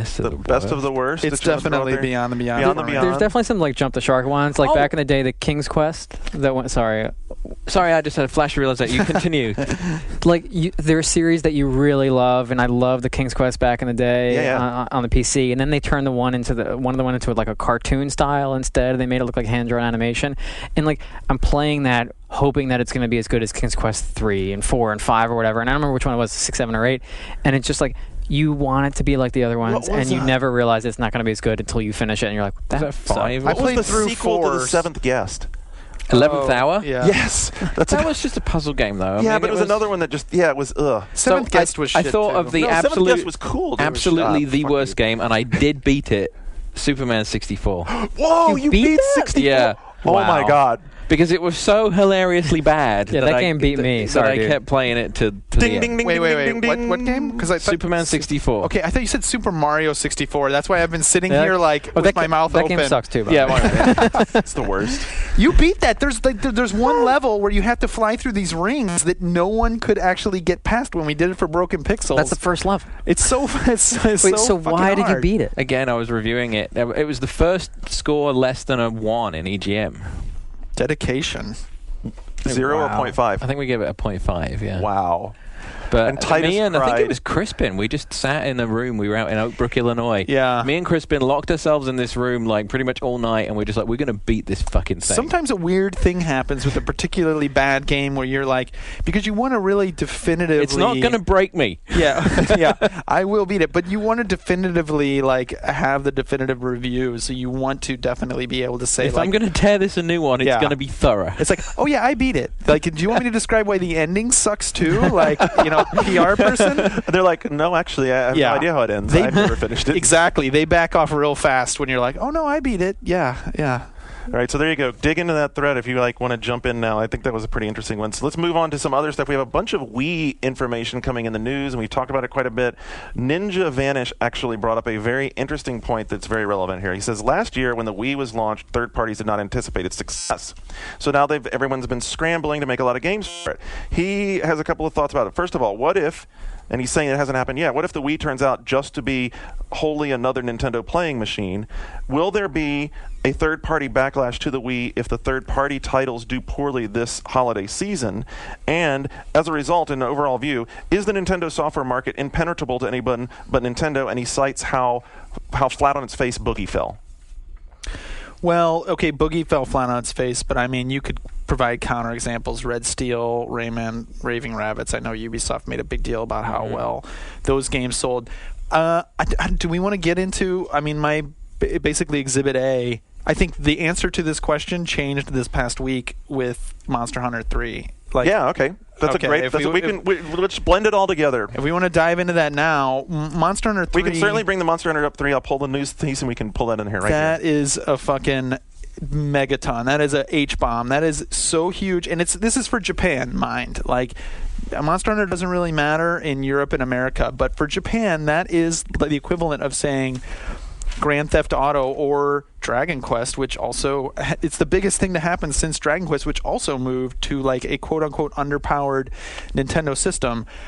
It's kind of weird that it happened, I think, because it kind of smacks of the Resident Evil move to GameCube. It's kind of them not going with the console that it is very much associated with. Monster Hunter, it's been the PSP and the PS2. But the PS3 version was already announced. Have they announced that it is done? That's dead? Yes. This is a 2-year exclusive. Okay. It's Monster Hunter Tri. It's going to be just on the Wii, and it had been announced for the PS3 before. This game is like a phenom right now in Japan. PSP version. It's totally huge. Yeah, right. PSP. The two PSP versions. And the PS2 version did incredibly well as well. It's basically like, it's kind of the WoW of Japan. It's kind of like the game that's getting people into, the PS2 version was online, but on the PSP people are playing in these little Monster Hunter groups. They have little parties, what have you. What that means is, okay, it's a big deal because it's the PS3 losing another franchise, the Wii getting a big actual gamers game, whatever you want to call it. This is not, Wii Sports. This is not Wii Fit. This is a gamers game. What it also means is, for a lot of other third parties, the fact that Capcom is doing this huge show of faith by putting that on the Wii, just de facto, just like you would with Grand Theft Auto in America, that a big number of gamers, not grandmas, not mothers training their faces, actual gamers not just face training in Japan are going to buy the system now and be looking for other gamey games to play on it. Emphasis on in Japan, though, because you talk about Dragon Quest and you talk about Monster Hunter. Those are coming from Japanese developers and Japanese publishers, where there's more of a tradition of making a high-profile game for a single platform. And so there, you're simply switching which platform you're going from, and you're saying, okay, this one isn't viable anymore. Maybe PS2 isn't the platform of choice, or it was, but PS3 is not. So we're going to go with Wii. Maybe PSP isn't the right place. We're going to go with DS.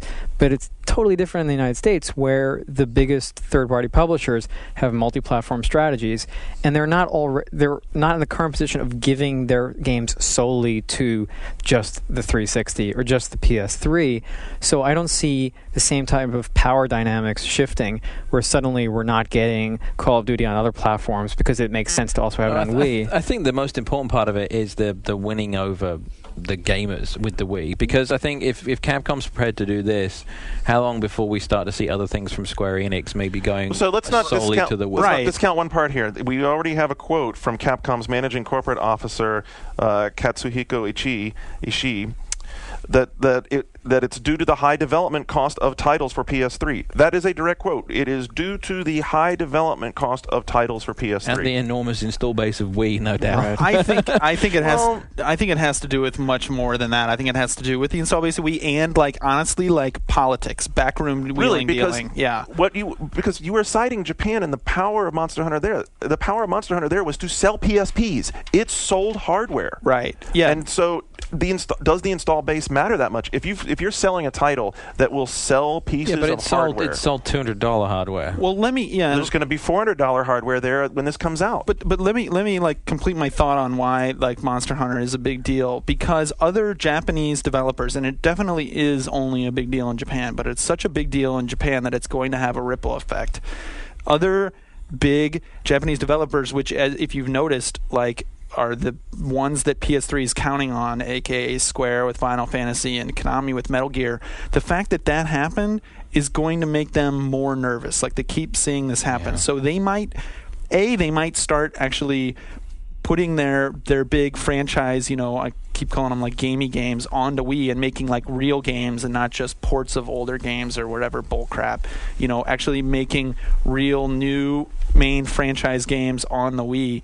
But B, it also might signal like, oh, maybe we are putting our eggs in one basket too much when we're making our PS3 exclusive title. Like, this is a big blow to the PS3, potentially really big if it has a trickle-down effect with like the Konamis and the Square Enixes. Stephen, I want to come back to you because you were arguing the opposite in the West. And I want to ask, will developers keep trying to make the Wii work in the West if they face a tough Christmas, or will they abandon it and finally head where you're talking about multi-platform on high definition sort of consoles?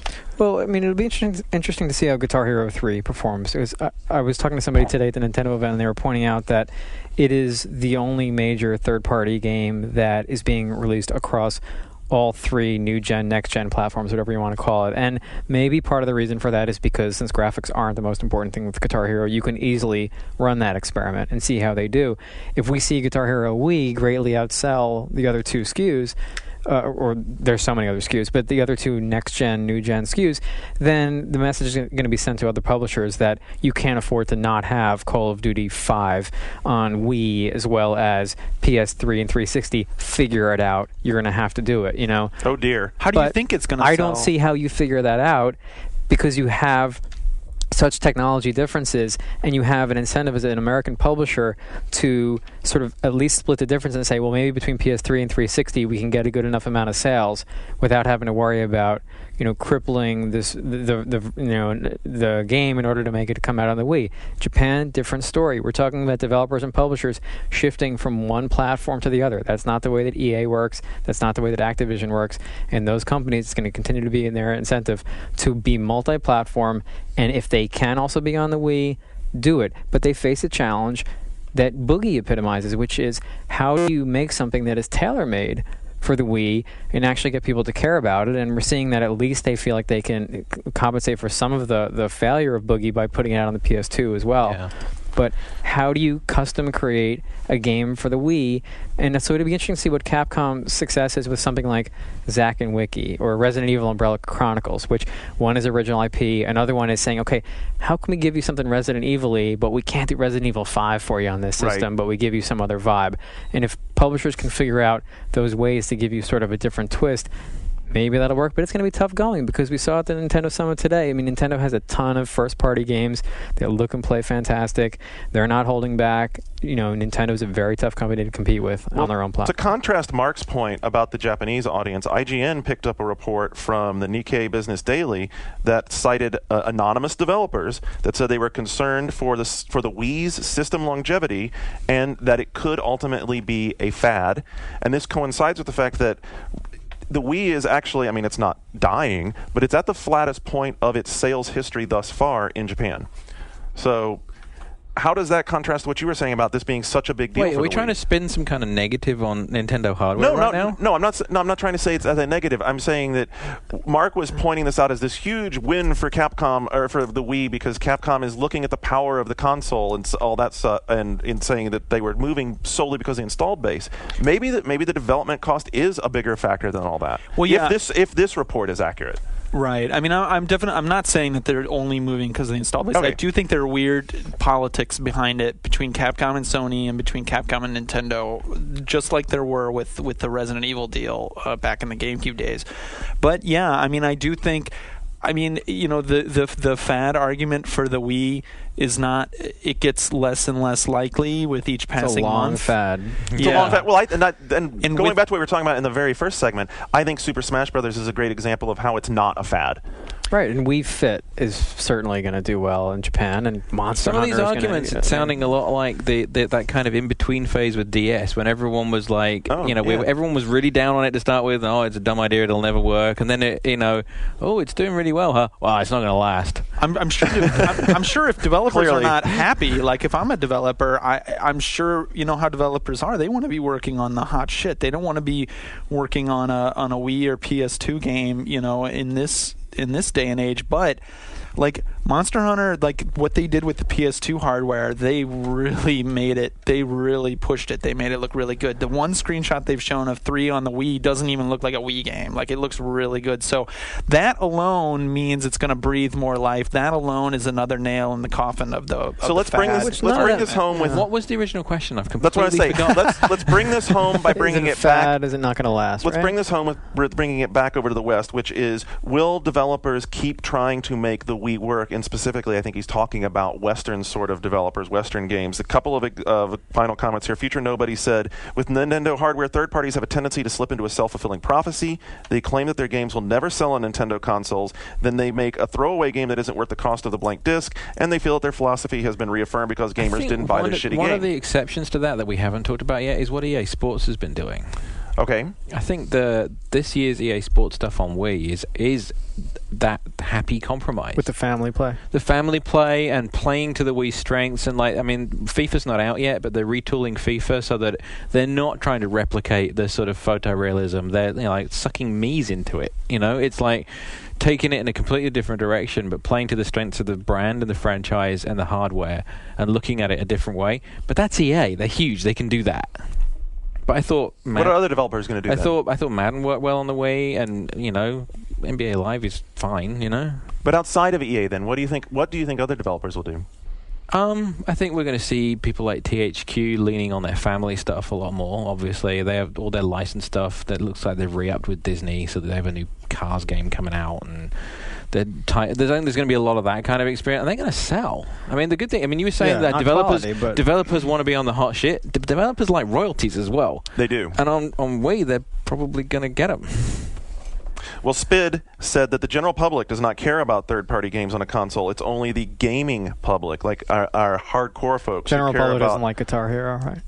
No, what he's saying is the general public doesn't give a rat's ass whether it's a third party or first party or what that's it a good is. point. Honestly, and I think his point stands to reason why developers will continue to work on how to make their product fit on Wii so long as Wii keeps selling. It's not developers' calls, it's publishers' call, and publishers want to make that money. Their shareholders want them to be on the hot thing, and they're going to be like, why are you guys not supporting Wii? You can't afford to not support it simply for that reason. John, you nailed it. It's very much like the evolution of the DS, as strange as it is. And so what's going to happen is people are going to continue to learn how to develop, and you'll get past this, this awkward growing pains phase, and you'll see more games that work well on the Wii. And people will nail the look, and that, you're saying Smash Brothers looks really gorgeous, and I think we're going to see a lot more games that are very stylized on it, so that you don't notice the technical. Yeah, I think the concern, you say people don't care if it's first party and third party, and you're right, they don't, technically, but they do care. Nintendo provides a certain type of game, and they do it amazingly well.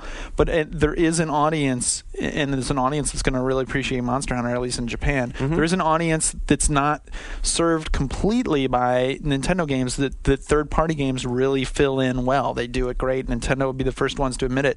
So that is why it's important to have third-party support. It's not important that they're third-party, but it's important that it's Grand Theft Auto, or it's important that it's Guitar Hero. It's important that it's the franchises that people want to play. It fills in the gaps in their genres. So you're kind of making the argument for Manhunt 2 a little bit, right? Well, yeah. The Manhunt 2 is another shot in the arm for the Wii, as far as I'm concerned. It's something.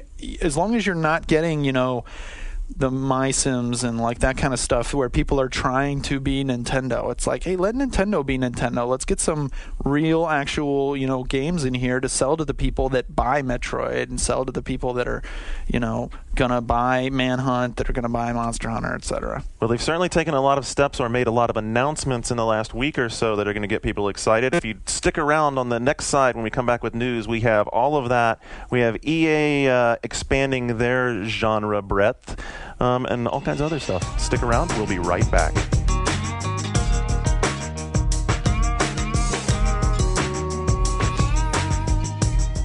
Brought to you by the Entertainment Consumers Association.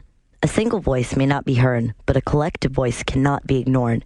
Speak up and keep your favorite games on the shelves. Join the ECA at www.theeca.com.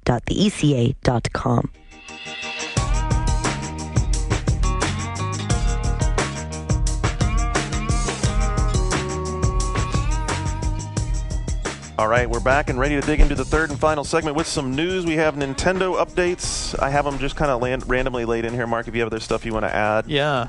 hop in there. There's a lot. There is a lot. Thank God, though. I mean, it's finally like we're hearing about new channels. We're hearing about, WiiWare. We're hearing about. It's exciting, all the stuff that they and all for the U.S., right? Nintendo once again doing a great job informing their American customers what's going on. Unfortunately, it was all kind of out of a conference in Japan that kind of everybody found out about at the last minute. It was kind of stealthy. Well, not all of it. Not all of it. I mean, some of the stuff is North American. Well, but you have to guess. Well, all of it is going to eventually. All of it's eventually going to be North America, but like the amount of stuff that was announced in the Japan conference and the stuff that came out of the U.S. one there's a big difference there. But yeah, let's go into everything that they talked about at the Japan conference. Okay, well, I'm just going to go through stuff because I have it mixed up. I'm going to start off with firmware because, interestingly enough, you can now basically use your Wii as an internet appliance through your television. Remember when they turned on keyboards in their previous firmware update? The latest firmware update lets you write emails, do blogs, send links through your email, through your little mail channel. You can basically now use your Wii as an internet application. I feel so sorry for those people. Why? For God's sake, man, get a fucking computer. I feel sorry for anyone who didn't sign up for Internet Channel before it was while it was free. Oh yeah, they're charging for it now, right? That's right. They are charging for it now. As of June 30th, it is 500 Wii points, which is $5 American.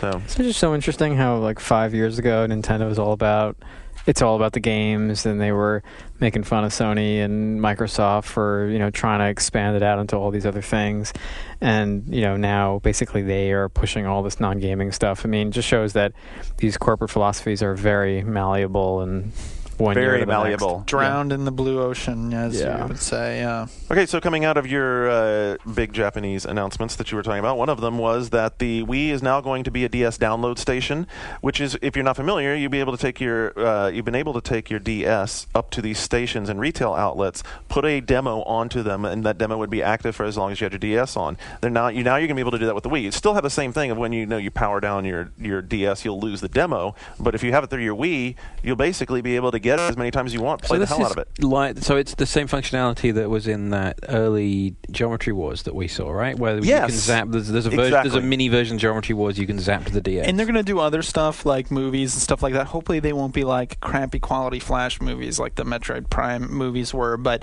they're gonna do hopefully a lot of cool stuff. The DS runs Bink, right? Which is an MPEG-4 thing, so you can get it'll do decent video. Oh yeah, I mean the DS can definitely do good video. A lot of the new games are doing. And we don't have it in our story here, but and God knows it wouldn't be the first time. Didn't Nintendo in Japan talk about being able to do Wi-Fi connection through your PC with the DS, where you'd be able to do like the same thing you'd be able to do? Am I hallucinating? Well, wait, can I just ask though?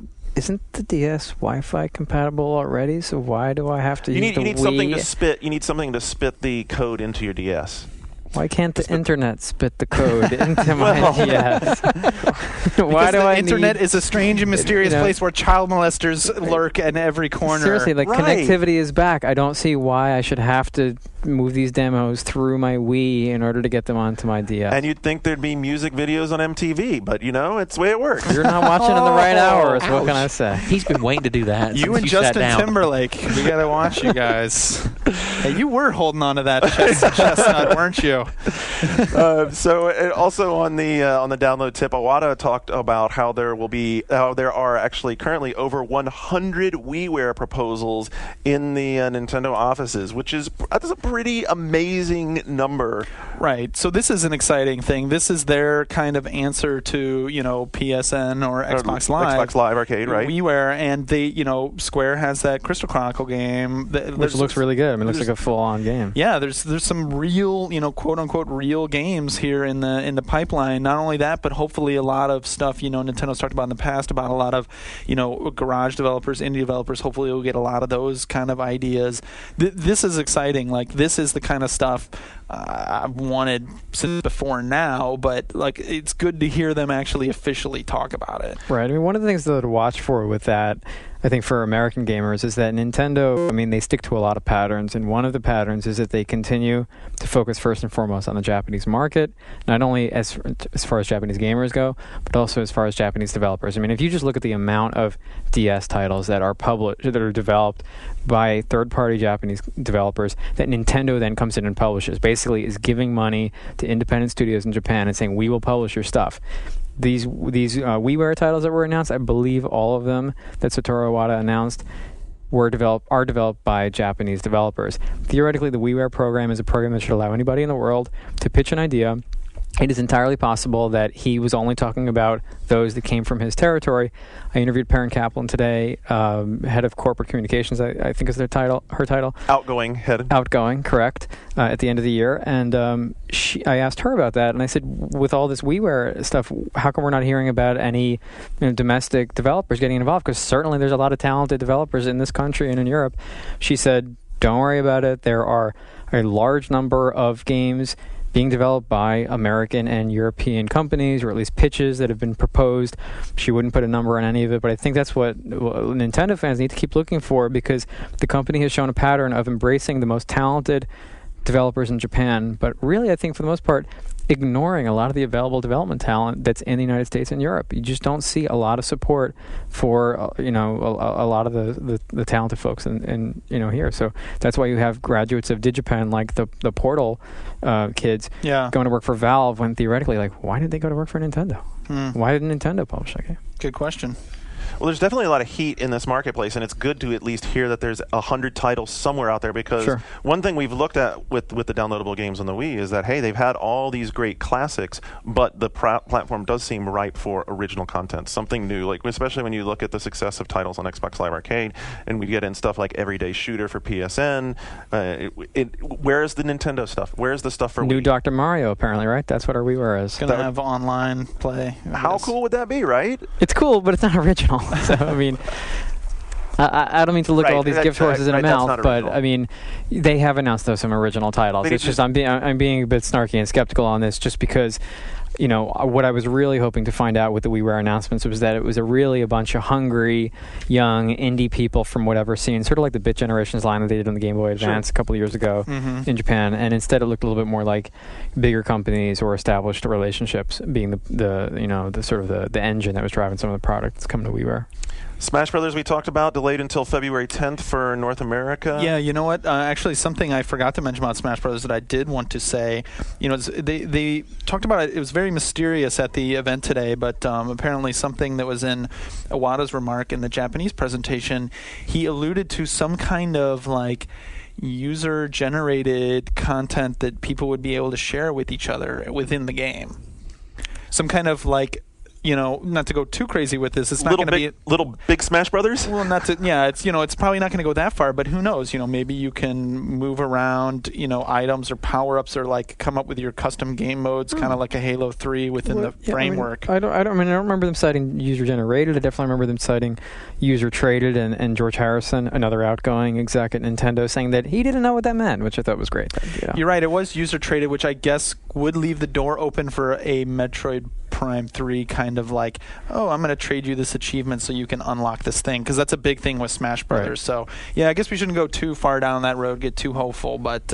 Little Big Smash may not be happening. It was very mysterious. And, of course, the old rivals continue to play together. Sonic will definitely be in Smash Brothers Ball. Was he in the build that you were able to play? He was. He's very fast, as was Super Sonic. Yeah. When Sonic activates his final smash, these are these ultimate power-ups that are in this game that have all sorts of crazy effects happen when one character activates them. Well, I was playing as Sonic going up against, I think, Samus, and I got the final smash, and suddenly blue Sonic turned yellow, and then with the D-pad, because I was playing with the Wii Remote, I could actually just fly him all around the level. He was, molten, volatile, omnipotent, and just destroyed everything that I ran him into. So it was pretty cool. He pretty much kicks ass. He was actually so fast I kept zipping off the thing on my own, but again, I'm not the best Smash Brothers player. But that's the way you do it, as opposed to like Mario and Sonic at the Olympics, where what makes Sonic isn't there, because if he's running a 100-meter dash, come on, surely he would win. Right. I mean, there must be some sort of strange doping going on in this game or something. So Marion Brown trading the juice there. Marion Jones, indeed. Marion Jones, yes. Yeah, I was like, who? Sorry, Brown. Marion Brown. Where did I get Brown from? Oh, whatever.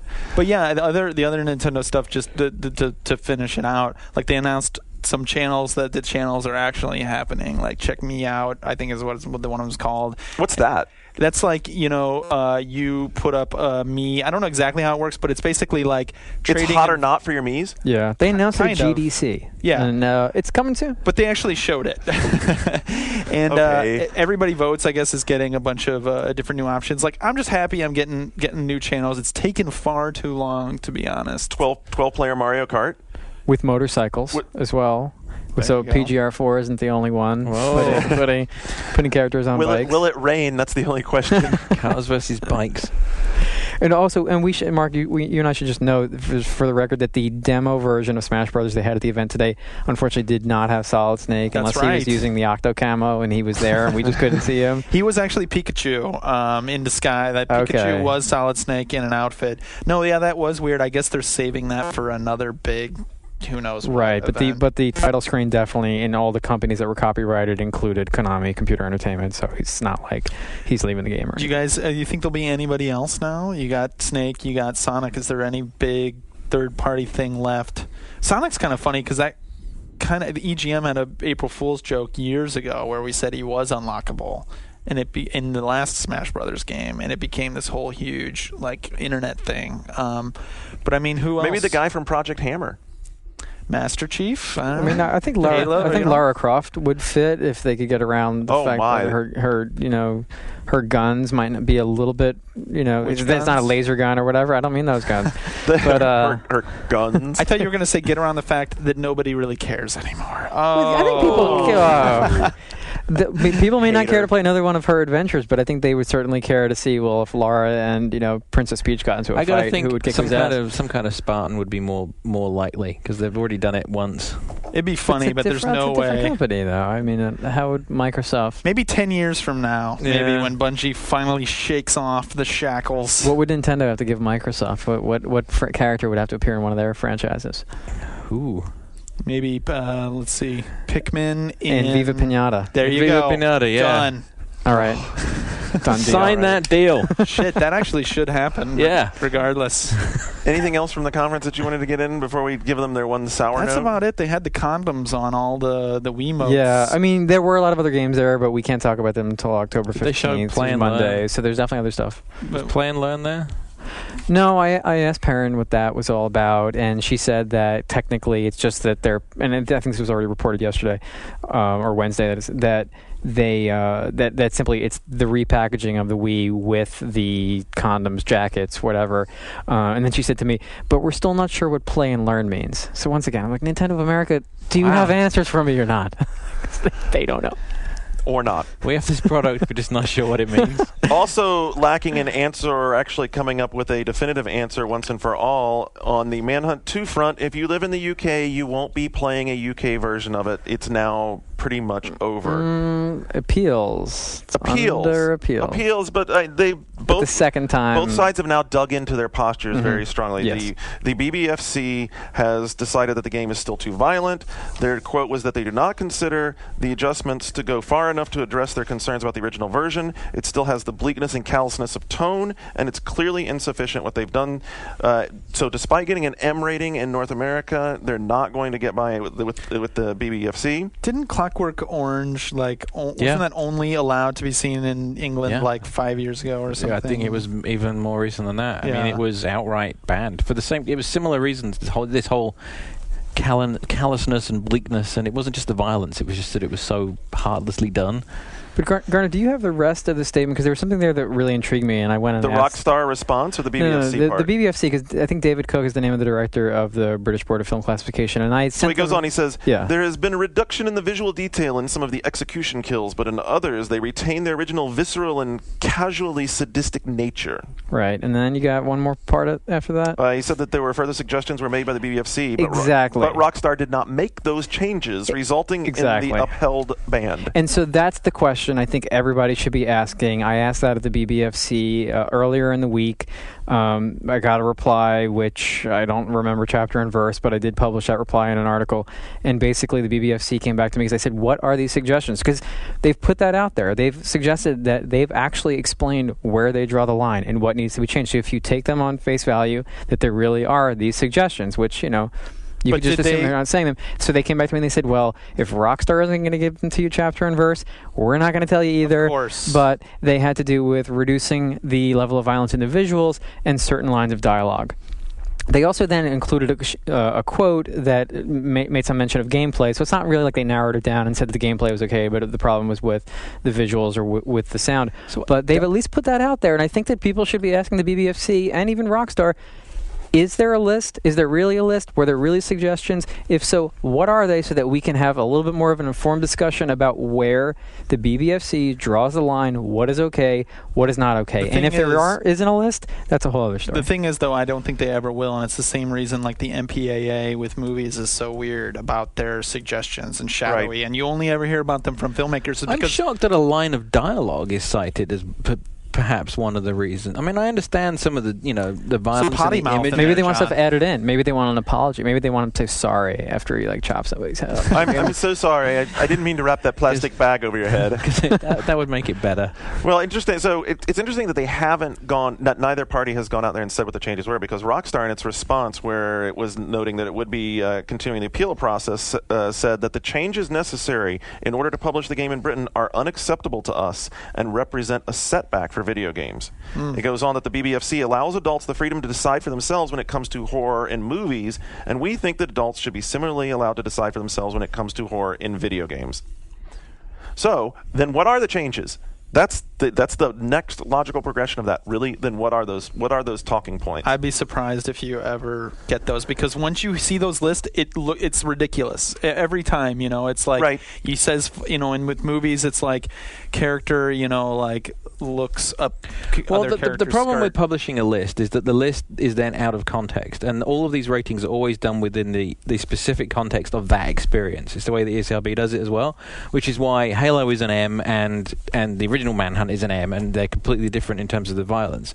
So you start listing off, in this scene, because what it does, you take say they have 12 points, you take the 12 points and say, okay, these 12 points describe where the line is. Right. But they don't. They only describe where the line is on Manhunt. Right. Well, when I was talking to Morgan Gray again about Tomb Raider Anniversary, he was saying that one of his few disappointments about remaking that game, one of the things they had to leave out, he said that in order to get their T rating, they could not include Lara Croft getting impaled on spikes that was in the original version, and they had to leave out certain bone crunching sounds, because he said we could get away with that back then, but we can't get away. So definitely standards change, and if the BBFC was to say it's this, and this, we would all hold them to that or assume that those are the standards, and clearly they're going to be fluid. But then again, when you look at their critique of the game and they're saying that it's unrelentingly bleak and casual sadism and what have you, like, is there really a list? Because, come on, what would they be saying you had to do in order to remedy that kind of quote-unquote problem with the game? Well, I mean, how many video games is there casual sadism in as well? I mean,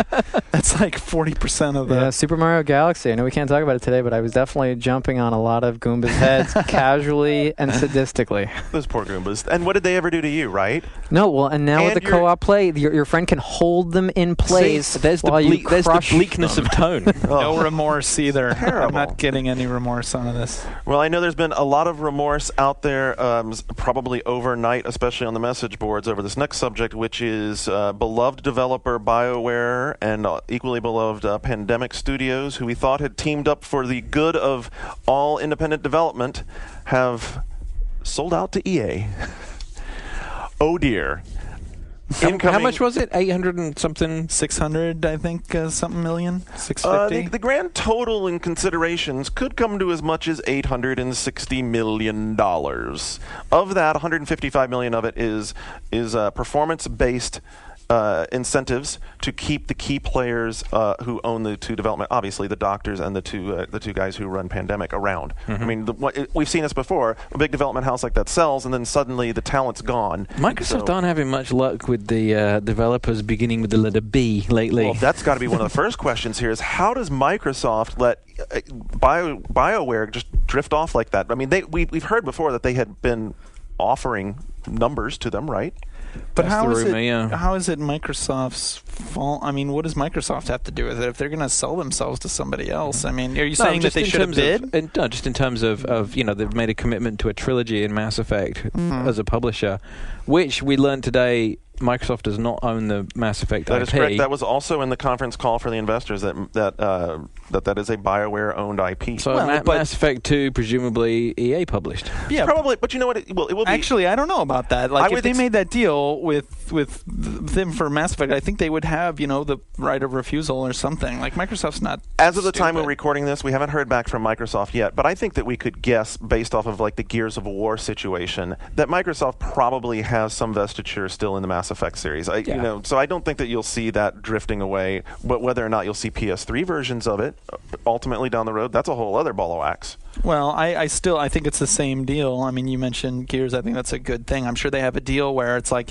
these 3 games, if we want them, if the first one sells this, or we say by this date that we want the second one, they'll get it. Otherwise, and when studios get acquired, it doesn't mean they automatically stop working. I mean, look at Monolith when Warner bought them. I mean, they're still working for other people. They're doing Condemned 2 for Sega, and they're that's actually one of the big points that Riccatello pointed out in this is that this is very much, as he put it, a plug-and-play acquisition for them. They have zero intent to incorporate these development studios into EA's existing studios. They want them to remain independent, that they'll keep running and operating the way they've been operating. I'll give you a quick overview of some of the other things he said, that they've had their eyes on these studios for years. I'd say that obviously he's had his eyes in these studios for a year because he worked the deal with Elevation Partners and now has brought them into the EA fold. He looked at them as high potential assets. They filled niches that were glaring weaknesses in the EA lineup, where EA felt that they did not have good RPGs, that they did not have which is right. We all laughed. Like, the first thing came to mind was, what about that Lord of the Rings game? Oh yeah, that's right, you don't have good RPGs. And that they were weak in the action game world, which is Pandemic.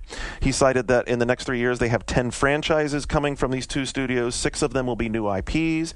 He cited that this will give them a foray into the MMO space, because we know that the Austin studio for BioWare is well on their way to doing whatever they're doing on massively multiplayer. What else did he say? Good cultural fit, because they know us and we know them. So, was there any talk of what this says about the EA Partners program? Yes. Is that now a hey, let's try before you buy scheme for EA on other studios? And they obviously liked what they got here, right? So who's next? Crytek? Maybe. Well, so here's my question, because we've had 2 interesting announcements in back-to-back weeks, and this will be good for you guys to throw around. Bungie going more independent, getting out from under the bigger monetary umbrella, and these 2 studios who had forged a good relationship and had venture capital and were ready to roll, opting to go the other direction route and get in under the big money umbrella. What's it say for development as we keep moving forward in these generations? I think Bungie was like a weird case where it's almost more strange that they ever sold to Microsoft than they went independent now. Like, they were so, even looking back at like the the making of Halo 2 and Halo 3, they were always kind of chafing under Microsoft. They knocked down all the walls in their office. They moved off the campus as soon as they could.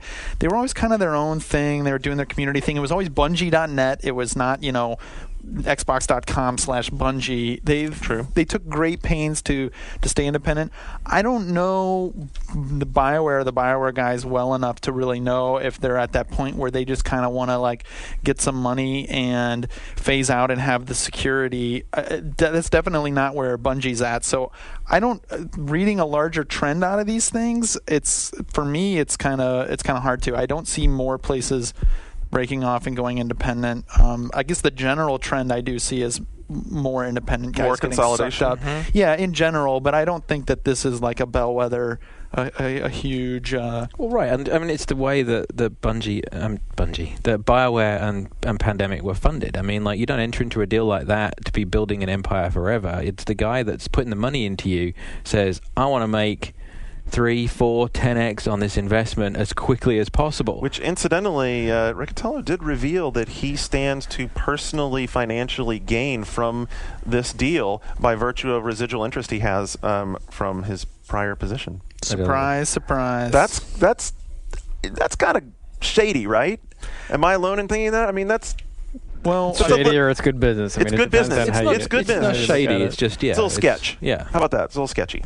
How about that? So, Origin, Maxis, Westwood, First Response, good or bad for these? Will it be a disaster? Will we see? Are you suggesting that the brands will ultimately be subsumed into the collective? Will we see, because they did say 10 titles and 6 new IPs, do these guys in these studios they have the bandwidth to do that? Or does that mean that EA LA is going to be working on Full Spectrum Warrior 3?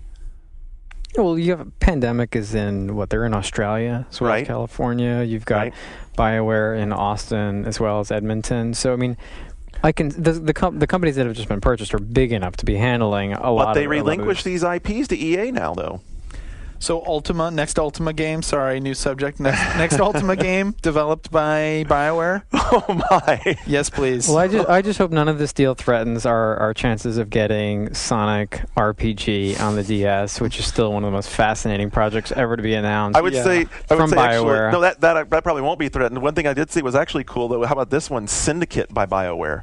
Yeah, that would be hot. What the hell is going on when you have Sonic RPG? Although Samba de Amigo. Like for the Wii, being developed by Gearbox. What the fuck is going on? Like, hey, it's like bizarre. The inner child is being rediscovered by all of these developers. overestimate someone's ability to do one thing or another, right? To do a quick and dirty port. Underestimate. But fun port. I mean, and who doesn't want to stand around their office shaking maracas? Oh, I do that all the time. And that's why people walk by his office and go, what the hell is he doing? All right, we talked a lot about downloadable games, and obviously Sony's also on that tip. There's strong indication that they will be developing more PSP games to be available for download and put on and placement onto your memory card. Games Industry Biz stories cited sources close to SCEA that there were 3 action games, 2 rhythm games, and a racing game and a shooting game, all under development for PSP, all for distribution via PlayStation Networks, and that the games would be 1/3, 1/2 the size of a UMD, which means you could fit 2 or 3 of them onto the 1 gig memory card that comes with the new bundles. Yeah. Good trend, bad trend? Good for Great Sony. Trend. Yeah, I think Sony has really been taking a leadership position in terms of downloadable games. I mean, I'm really impressed with what they've done on PlayStation Network and with Everyday Shooter coming out, this week on Thursday. They have really shown, that they are willing to get behind some really interesting ideas and put stuff out there. Echo Chrome was initially supposed to be a download title as well. Switched to, at least on PSP, went to UMD. I think it'll still be downloadable for the PS3 over the network. But they're showing that they embrace independence. And I mean, maybe some of this is a byproduct of the cyclical nature, that they might need to be a little more daring, that success isn't as guaranteed. But, I mean, I think it's great. And, it feels natural that, especially with a portable gaming device, that why should you have to have solid state media? I mean, with iPods, we're certainly used to not having to put a new cassette in all the time. One step closer to the next PSP not having media. That's what I was going to say. That's what I read into it. That's what I read into it. Absolutely. On the subject of Everyday Shooter, anyone played the final version? No.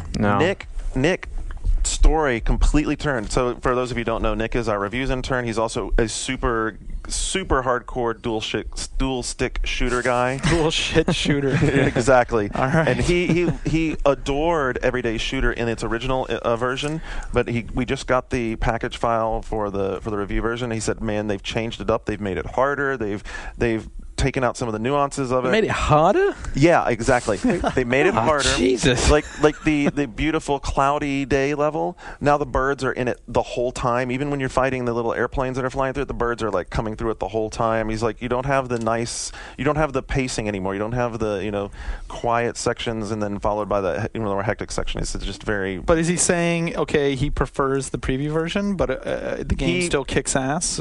Or is he saying like, oh, I don't know anymore? He was saying, oh, I don't know anymore. Really? Yeah, he did not like the flow of it. He was like, you know what? It's not as nuanced anymore. He's like, it's now just in my face kicking my ass. I think to the average person that didn't really get used to the level of the preview version, I think it's still got all the stuff that. But if it's just in your face kicking your ass, can you have fun with it? Oh, well, no. I mean, of course, I don't know because I don't know the difficulty level. But, I mean, then again, I love Geometry Wars, the original one. So, I mean, I'm kind of a glutton for that kind of thing. John, do we need to turn off the internet at your house? Are you going to go back to Oblivion again? No, I think I've shaken that. Dre is so happy. She's like, yes. I think I can stare that in the face and walk away. So you don't need to get your Fighter's Stronghold. It's free next week if you forget your first week. And it is the last piece, right? Last piece. Come on, just take one more hit, dude. It's good. No, it's good. no. You're gonna like it. No, Mass Effect is my new RPG drug. I hope they release the download stuff soon after it comes out. So available on Monday, October the 15th on PC and Xbox 360 is this Final Stronghold. Also, Pete Hines did give an update on the Bethesda blog regarding Shivering Isles and the PS3. Although his update is still not really much of an update. He says that they're close to working something out for PS3 owners, and it might be a downloadable. So the PS3 Game of the Year edition that comes out any day now doesn't have Shivering Isles in it? Apparently not. Oh. Because he said that we're close to working this out. It might be a downloadable form via PSN, or it might be a standalone retail disc, or both. We don't know. I hate that subject because that subject's one of the ones that got me burned the most, because remember that infamous quote that Pete told me about why it didn't work, and then everyone was like, that's not what he said. No, whatever. Garnett, are you back? Yes, I'm Thanks. back. All right. Coming into the final run here, one of the things we heard bitched about most grievously from the release of Halo 3 was the prevalence of shoddy snipers. Oh, yeah. It's patch. Would you like to know what's going into the patch? Yep. Big team battle matches are now 16-player affairs. Yep. In team players' playlist, the appearance of shoddy snipers has been greatly reduced. Thank you. If you veto shoddy snipers, the next game won't be shoddy snipers. In one-sided VIP matches, the attacking team will now see a waypoint for the VIP they're hunting, and in Lone Wolves, Slayer game types will appear more frequently. Happy? You've been playing it. Yeah, that's all good. Shoddy snipers is something everybody. My next thing is something everybody wanted. My next thing is less rockets, and also on the less just pure rockets games, especially on Valhalla. Is like, come on, enough with the rockets. It's like 7 miles long, and I got to shoot a rocket at a guy. Come on. And while we're on the subject of Halo 3, I just want to put it out there because I know somebody will tell him about it, and it'll really, really bother him. Luke. So I was playing Halo 3 with Luke, which the guy is. It's almost impossible to play with him. Like, with him or against him, it's just nonstop, like, him berating you, which sucks, too, because he's really good at it. And I kind of suck, especially right now. Good at berating you? Yeah. And good at the game. Luke's a really good Halo player. Yeah, both. He just kind of, like, sits there and is, like, laughing, like, like Luke does after he kills you. You just hear him, like, like he can't even, like, get the words out. He's so he once overjoyed. offered to teach me Halo, but now I'm thinking maybe I don't want to have class with Sensei Luke. You don't. You do not. It's terrible. But I have this great thing, and I'm going to have to get the saved film and get it up on Game Videos, because Lord knows Luke has, like, where he killed our entire team by himself. But that clip was one of the first clips. There was like the first 4 clips that were up on when Halo 3 launched was him killing all of you guys. Yeah, he did. He threw a power drain right at the right time. It was terrible. But and Luke, I said I wasn't gonna like berate him for this, but there was the end of a match, and we were both on the opposite sides of a shield door, and like time was ticking down. I only had like 5 kills. Luke was stomping all over us, laughing at it. But we like met eyes. Luke spawned right outside the base. We met eyes, and we knew there was like 10 seconds left. There was one more kill, and we knew wordlessly like, okay, we are going to like have it out right here, right now. Luke just comes storming at me. I'm just standing there. Luke, cut back to Luke, storming at me like full speed. Me just standing there. Luke comes through the shield door, just confident as fuck. We both start shooting each other. Bam! Right in the face. Luke goes down. Game ends right exactly then. Heyo. The best like advertisement for save films is that thing right there, because now like I don't have to just say it. I have the proof. You know, Lord knows Luke would probably deny it if he could. Do you replay that every night before you go to bed? I did watch it from a lot of different angles immediately. It's like Halo porn. Do you think that they should let you put an audio track over it, or do you think that's asking for trouble? No, I mean I think that would be great, but it's like asking for, you know, they've already like added so much. I totally don't expect it, but I will say the one thing about save films that I do wish they had is that like a one button.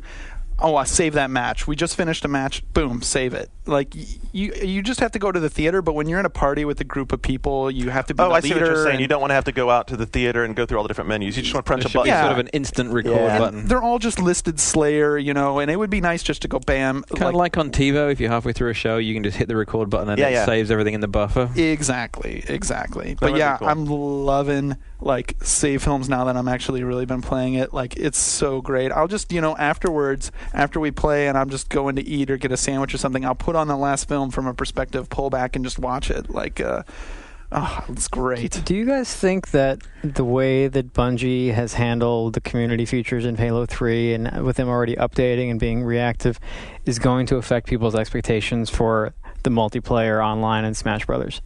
That have they set a new standard that Nintendo, who you wouldn't expect to have to meet, or you wouldn't expect them to meet this, is going to have to meet? I don't know so much about like Nintendo with Smash Brothers, but with other first-person shooters, and especially on Call of Duty 4 better be on alert. I mean, because they're under the gun for that. With all of those features, it's the same thing like with Halo 2. I just thought it was a matter of course, like, oh, all of these matchmaking things are going to be now in every Xbox game after this. But now I kind of know that it's not going to be that. But people are going to start to get to expect it. Yeah, I just see that being an issue with Smash because you talked before about how you got distracted when you were having a match, and you were just like, you saw this fanboy moment of Sonic punching out whoever, Donkey Kong, and you want to take a mental snapshot of that. I mean, and the GameCube version of Smash Brothers let you take a screenshot, but it wouldn't let you go beyond that. The Wii is clearly not outfitted to give you a saved film of that match. Yeah. It would have been fantastic if it was. And that is some of the issue that the Wii may be running into, going way back to that question about how much of it could be a fad or when might the Wii's moment sort of pass by. There are going to be moments, and I think to the degree that Smash Brothers is going to be played avidly on the Wii, avidly played online, possibly rivaling only Halo 3 in popularity of a game that people are playing online on a console, for it to not, if it does not have some of the community features, some of the ways to just sort of handle modern online experiences, I think people may be wondering, why isn't this there? Why is our machine either not made to do this, or why is Nintendo not doing it? Well, I think, like, forget, all of the really advanced features that Halo 3 has, like, just these games like Mario Kart and Smash, you're right, like more people are going to be playing these games. The fucking friend code thing, that's like, get over that. That's the first thing that's going to be like, God, that is such a barrier to the casual Wii player, to entry. You don't know your friend code? God, it's even hard to find it on the 01900. But you can, like on Mario Strikers Charge, the soccer one, you can at least have matches against people you don't know. So at least there is access to it. But I agree with you that the friend code becomes a big obstacle. And then it's like the communication becomes a thing. Like if you can't talk to them or like have any kind of thing. But yeah, that'll be Nintendo's like next challenge, I think. Quick correction from last week, both online and on this show for Halo 3. I said that Luke had made that quote explaining the spin on the 640p and the dual frame buffer thing. It was actually Frankie who had chimed in on the website during the... Luke has this... Why'd you bring this up? Did Luke mention it? Yeah, I was going to say, did you get a friendly reminder or something? And in the essence of being accurate and reporting things fairly, it was definitely Frankie who he had switched to Frankie's voice in the paragraph prior, and both our news team and myself missed that on the website. Regardless, the story still was, 2 times 640 is still 640. 640 is not 720. And I don't understand why they ever let themselves be rooked into explaining it anyway. The game looks good. Who gives a damn? Really? Some people do. I know. Some people do. Yeah. The tinfoil hats that Frankie called out.